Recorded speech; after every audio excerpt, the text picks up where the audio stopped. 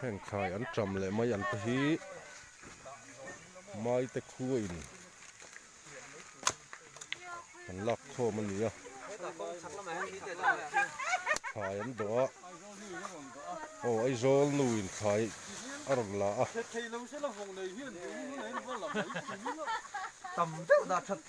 an phur seng lo a ti hian ka phur duh lo ti in a duh tawk sana hian he lamah te hian a sil pawlin a khuh hi engemawzat ala awm bawk ani a hel te nin kan tenga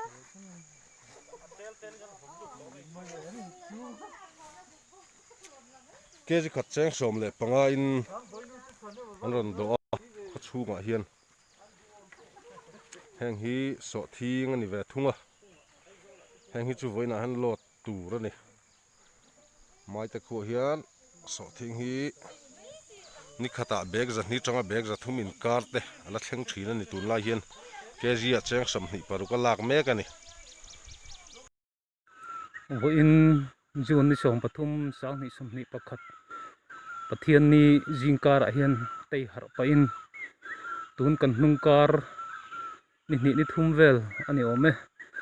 chuta Maite Khuaa na kan so thing khral khodai tongtai na hmun kan ti anda khawm na hmuna kakala hun har sa le lockdown kan ramina hrilheng kan to laia heti za so thing Hralhna hun le Hralhte pathian min siam Vangin alom kan ti a khodanga Maite Khua chuak ten in lo mu ve du takin hian tha video in kan ram la a so thing hi kejia som in an khala pathian mal som na Maite Khua hian kan dong tak mek mewa chu mun danga mi ten in lo Hriat pui kha uan thu lam ni lovin ro pui kan ti a mu tir ve cheu kan cha ka ti hian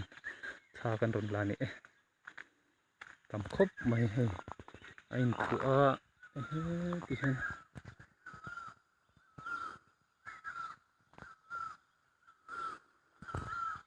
lockdown awanga chuan cham lek lek ten online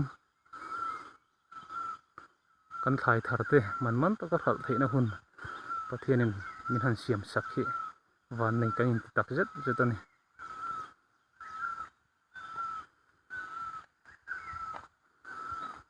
heti hian khua po lu lovin khodaya anda a ala tu te hian tatang hian an phur chuak to mai don ani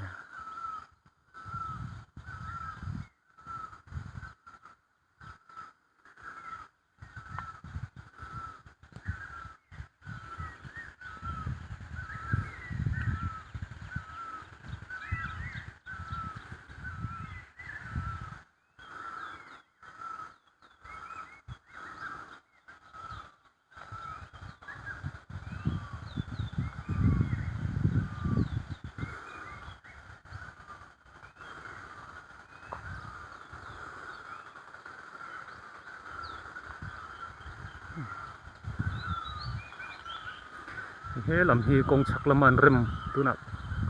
khir vele thung te ang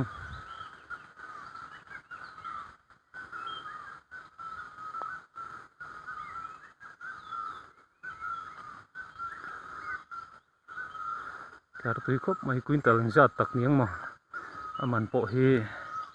atam khopang